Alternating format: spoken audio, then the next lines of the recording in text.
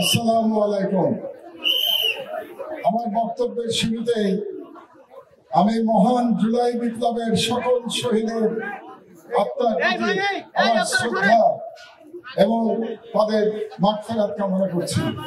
সেই সঙ্গে মহান আল্লাহ তাআলার কাছে ফরিয়াদ জানাচ্ছি যেন সকল শহীদদের শাহাদাতের দরজা দেওয়া হয় এবং তাদেরকে জান্নাতে ফেরদৌসে তাদেরকে অধিষ্ঠিত করা হয়।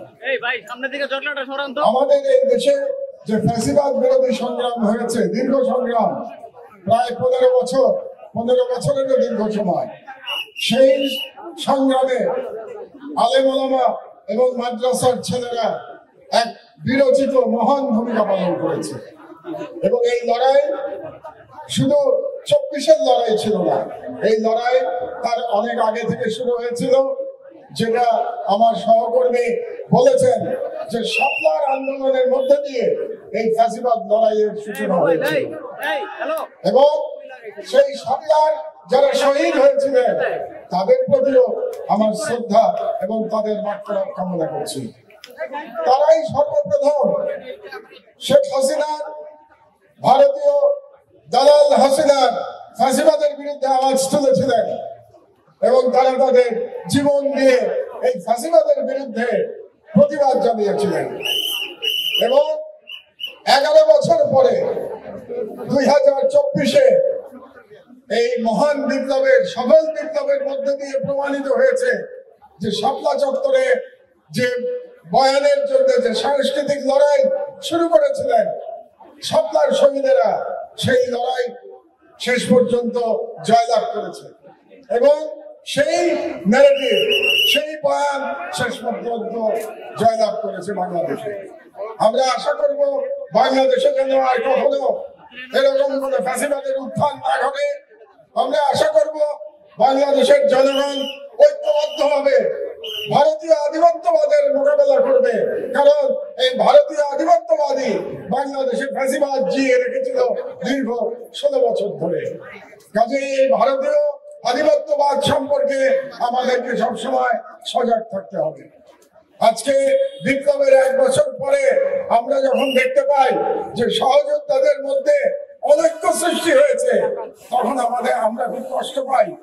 আমাদের মনে হয় যে এই অনৈক্যের মাধ্যমে আবারও ভারতীয় আধিপত্যবাদ এবং শেখ হাসিনার ফ্যাসিবাদ প্রত্যাবর্তনের রাস্তা খুঁজে দেওয়ার চেষ্টা করবে। কাজেই বাংলাদেশের একজন প্রবীণ নাগরিক হিসেবে আপনাদের সবার প্রতি, সবকটি রাজনৈতিক দলের প্রতি আমার আহ্বান থাকবে, আপনারা প্রতিদ্বন্দ্বিতা করুন, কিন্তু বাংলাদেশের স্বাধীনতা এবং বাংলাদেশের জনগণের অধিকার, বাংলাদেশের 90% মুসলমানের অধিকারের বিষয়ে আপনারা ঐক্যবদ্ধ থাকুন। এই বিষয়ে যেন আপনাদের মধ্যে কোনো ভিন্ন মত তৈরি না হয়, এটুকুই আপনাদের কাছে আমাদের অনুরোধ। আর এই সরকারের প্রতি আমার আহ্বান থাকবে, অনতিবিলম্বে আপনারা এই শহীদ পরিবারের দাবিকে মেনে নিন এবং তাদের দাবি খুবই সামান্য, যে যারা তাদের সন্তানদের হত্যা করেছে, তাদের ভাইদের বোনদের হত্যা করেছে, তাদের যেন বিচার অতি দ্রুত সংগঠিত হয়, তাদের বিচারে যেন কোনো টালবাহানা না হয়। আজকে আমি আমার বক্তব্য দীর্ঘায়িত করব না, আমি শুধু বলতে চাই বাংলাদেশের আলেমরা যুগে যুগে জীবন দিয়েছে, এদেশের আলেমরা ব্রিটিশদের বিরুদ্ধে লড়াই করেছে, এদেশের আলেমরা হাসিনার ফ্যাসিবাদের বিরুদ্ধে লড়াই করেছে, কিন্তু দুর্ভাগ্যজনক ভাবে বাংলাদেশের মিডিয়ায় এবং তথাকথিত এলিট সমাজের মধ্যে এই আলেমদের যে অবদান সেটা স্বীকার করা হয় নাই, খুবই সামান্য স্বীকার করা হয়েছে। এবং কারণ বাংলাদেশের এলিটরা এই আলেমদের অধিকার, আলেমদের অবদান স্বীকার করতে চায় না।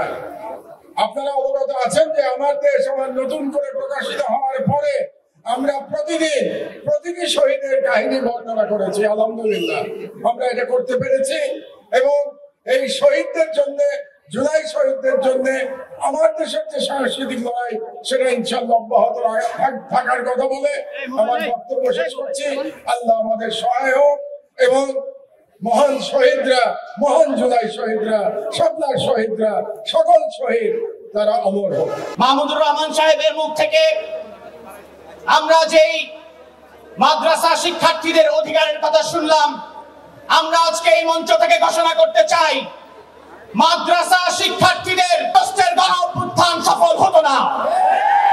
অতএব মাদ্রাসা শিক্ষার্থীদের শিক্ষার স্বীকৃতি দিয়ে এই আয়োজন থেকে আমরা ঘোষণা করছি, মাদ্রাসা শিক্ষার্থী নয়, শুধু জুলাই আগস্ট গণ অভ্যুত্থানে যত শহীদরা আত্মত্যাগ করেছে, রক্ত দিয়েছে, তাদের রক্তের বিচার এই বাংলার মাটিতে হতে হবে ইনশাআল্লাহ।